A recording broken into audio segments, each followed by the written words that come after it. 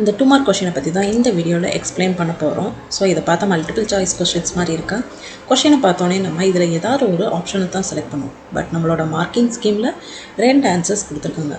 So இந்த மாதிரி கொஷின்ஸை நீங்கள் எப்படி ஐடென்டிஃபை பண்ணணும் அப்படின்றத பற்றி தான் இந்த வீடியோவில் உங்களுக்கு நான் சொல்லி தர போகிறேன். Hello everyone, welcome back to my channel. So CBSE academic sample question paper 2024-25 குரிய sample paper question number 25 ஓட questions தான் இது.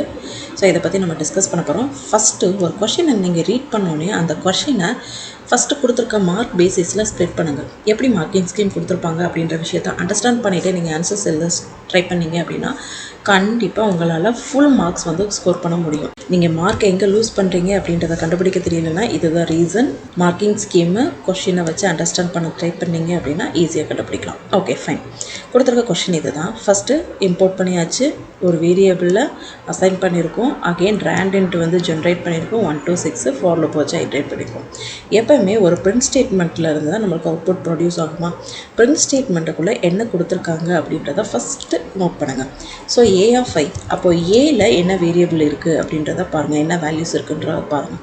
அதில் ஐன்றப்போ லூப்பை வச்சு ஐட்ரேட் பண்ணுவோம். ஸோ இந்த ஐ எதை பேஸ் பண்ணி இருந்து வருது? ஃபார் லூப்லேருந்து. அப்போ 0. அப்போ 0th பொசிஷனில் என்ன இருக்குது? W இருக்குது. அப்போ ஃபஸ்ட்டு அவுட்புட்டில் W இருக்குது. எப்போவுமே ஒரு மல்டிபிள் சாய்ஸை கொஸ்டின்ஸை சூஸ் பண்ணும்போது ஆப்ஷனை எலிமினேட் பண்ணி பார்க்குறோம். இப்போ எல்லா ஆப்ஷன்லையும் Wன்றது இருக்குது அப்படின்றப்போ எல்லா ஆப்ஷனும் நம்மளுக்கு ப்ரையாரிட்டியில் வந்துருச்சு. Next time for loop iterate ஆகும்போது நம்மளுக்கு வேல்யூஸ் கிடைக்கும். அப்போ இங்கே வந்து 2 ஸ்டெப் வந்தது. அப்போ இங்கே வேல்யூஸ் கிடைக்கும் போது நம்மளுக்கு என்ன ஆகும் அப்படின்னா நெக்ஸ்ட் டைமு நமக்கு கிடைக்கிற ஐயோட வேல்யூஸை வச்சு தான் நெக்ஸ்ட் வேல்யூஸ் வந்து ஜென்ரேட் ஆகும். ஸோ இதை ரேண்டன்ட் அப்படின்றனால எந்த வேல்யூஸ் வேணாலும் ப்ரொடியூஸ் பண்ணலாம் between 1 to 6. அப்போ அதை நம்ம கிளியராக சொல்ல முடியாது. அப்போ எண்டில் வந்து ஹேஷ்டேக் ஆட் ஆயிடும். ஸோ எல்லா அவுட்புட்லேயும் எண்டில் ஹேஷ்டேக் இருக்குது. எஸ், 2 ஸ்டெப்பில் நமக்கு ஜம்ப் பண்ணும்போது ஒன்று எஸ்ஸாக இருக்கணும், இல்லை ஓவாக இருக்கணும் நமக்கு நெக்ஸ்ட்டு கிடைக்கிற வேல்யூஸ். ஓகேவா? அப்போ செகண்டு நமக்கு கிடைக்கிற வேல்யூ 1 எஸ் இருக்கணும், இல்லை ஓ இருக்கணும். ஓன்ற ஆப்ஷன்ஸ் இல்லை அப்படின்றனால ஆப்ஷன் பியையும் ஆப்ஷன் டியையும் டோட்டலாக எலிமினேட் பண்ணிடுங்க. நம்மளுக்கு கிடைக்கிற அவுட்புட் ஏ சி தான் நம்மளுக்கு அவுட்புட்டாக கிடைக்கும். ஓகேங்களா? இப்போ உங்களுக்கு ஒரு கொஷின் பண்ணலாம், ஏவும் அவுட்புட் வருது சியும் அவுட்புட் வருது மேம், எப்படி மேம் நான் ஏதாவது ஒன்று தானே எழுத வேண்டியது இருக்கும் அப்படின்றத நீங்கள் கேட்பீங்க.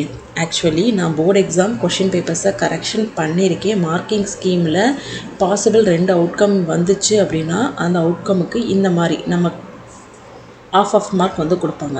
ஆனால் நாங்கள் பார்க்கும்போது மல்டிபிள் சாய்ஸ் கொஷினில் ஏதாவது ஒன்று தானே மேம் எழுதுவோம், நீங்கள் வந்து அப்போ அதுக்கு 1 மார்க் ப்ரொவைட் பண்ணுவீங்களா அப்படின்னு சொல்லி கேட்டால் கண்டிப்பாக கிடையாது, இதுக்கு ஆஃப் மார்க் தான் ப்ரொவைட் பண்ணுவாங்க. அப்போ எப்படி மேம் எங்களால் இது கரெக்டாக யோசித்து எழுத முடியும் அப்படின்னு சொல்லி கேட்டிங்க அப்படின்னா உங்களுக்கு அவுட்புட்டில் ஒரு கான்ஃபிடென்ட் இருந்துச்சு அப்படின்னா நீங்கள் 2யுமே எழுதி வச்சுருங்க. சப்போஸ் ஒரு 20% 30% வந்து உங்களுக்கு ஒரு டவுட் இருக்குது இருந்தாலும் இது அவுட்புட்டாக வரக்கு சான்சஸ் இருந்தாலும் எழுதி வச்சுருங்க. நீங்கள் கரெக்டான ஆன்சர்ஸை டிக் பண்ணிவிட்டு அவங்க மார்க் ப்ரொவைட் பண்ணிடுவாங்க. தப்பான ஆன்சர்ஸ் இருந்தாங்கன்னா அவங்களே கட் பண்ணி விட்டுருவாங்க. ரைட்? அப்போது நீங்கள் வந்து ஏதாவது ஒன்று எழுதுறதுக்கு 2யுமே எழுதி வச்சாலும் மார்க் இருக்குது. இதுவே சப்போஸ் சி ஆன்சராக இல்லாமல் இருந்தாலும் நீங்கள் அதை எழுதி வச்சுருந்தா கட் பண்ண தான் செய்வாங்களே தவிர மார்க்கை ரெடியூஸ் பண்ண மாட்டாங்கல்ல. அப்போ நம்ம மார்க்கை லூஸ் பண்ணுறது இதுதான். கான்ஃபிடென்ட்டாக எழுதுகிற ஸ்டூடெண்ட்ஸை கான்ஃபிடென்ட்டாக ஆன்சர்ஸ் வந்து எழுதுவாங்க. இல்லை எனக்கு நான் மல்டிபிள் சாய்ஸ் கொஷின்ஸ் தான், எனக்கு 1 or 2 கொஷின்ஸில் எனக்கு 1 கொஷின்ஸ்க்கு வந்து ஒரு ஆன்சர் தான் வரும்ன்ற பேசிஸில் நான் எழுதியிருக்கேன், அப்போ எனக்கு மார்க் அவங்க ப்ரொவைட் பண்ணணும்ல. அப்படிலாம் எதுவுமே கிடையாது. மார்க்கிங் ஸ்கீமை பேஸ் பண்ணி தான் மார்க் கொடுப்பாங்க. ஸோ 2 ஆன்சர்ஸ் இருந்து உங்களால் ஐடென்டிஃபை பண்ண முடிஞ்சுன்னா 2யுமே எழுதி வைங்க. டவுட் இருந்தாலும் செகண்ட் ஆப்ஷன்ஸையும் சூஸ் பண்ணி நீங்கள் எழுதி வைங்க. அதுக்காக நான் எல்லா மல்டிபிள் சாய்ஸ் கொஸ்டினுக்கும் எனக்கு இதுலேயும் டவுட் இருக்குது அப்படின்னு சொல்லி எழுதாதீங்க. அது கரெக்டான வேயில் இந்த மாதிரி 2 மார்க் கொஷின் 3 மார்க் கொஷின்ஸில் இருந்துச்சு அப்படின்னா நீங்கள் அதை கரெக்டாக ஐடென்டிஃபை பண்ணி எழுதுனீங்க அப்படின்னா மார்க் கிடைக்கும். எஸ், அப்போ ஒரு கொஷினில் கரெக்ட் அவுட்புட்டை ஃபைண்ட் பண்ணுறதுக்கு ஒரு 1 மார்க்கு, ரைட் ஆல்சோ கொடுத்துட்டாங்க. Also right minimum maximum possible values of B அப்படின்னு சொல்லி கேட்டிருக்காங்க. பிக்கு மினிமமாக என்ன வேல்யூ கிடைக்கும்? 1. மேக்ஸிமம் என்ன வேல்யூ கிடைக்கும்? 6. ஏன்னா 1 to 6 ரேஞ்சுக்குள்ளே இருக்க வேல்யூஸ் தானே நம்மளுக்கு பிரிண்ட் பண்ணணும். அப்போ மினிமம் எனக்கு 1 கிடைக்கலாம், மேக்ஸிமம் 6 கிடைக்கலாம். இந்த ஆன்சர்ஸை நீங்கள் இந்த மாதிரி பேட்டர்ன்ஸில் எழுதிருந்தீங்க அப்படின்னா அதுக்கு வந்து அவங்க ஆஃப் மார்க் 1 மார்க் வந்து ப்ரொவைட் பண்ணுவாங்க. மினிமம் வேல்யூக்கு 1 ஆஃப் மார்க்கு, மேக்ஸிமம் வேல்யூக்கு ஆஃப் மார்க்கு சொல்லி 1 மார்க் வந்து ப்ரொவைட் பண்ணுவாங்க.